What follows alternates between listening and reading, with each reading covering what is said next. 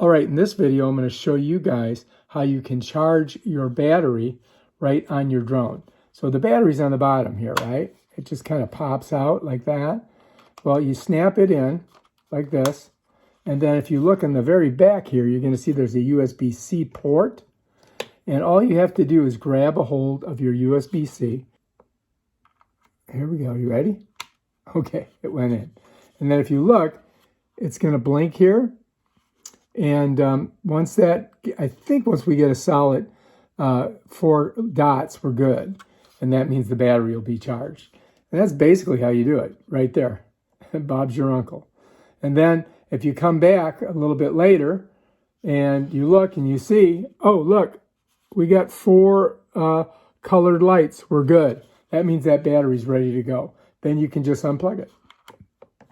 This battery is already fully charged, by the way. Anyway, yeah, that's the Neo. Get it. It's fun. Peace out.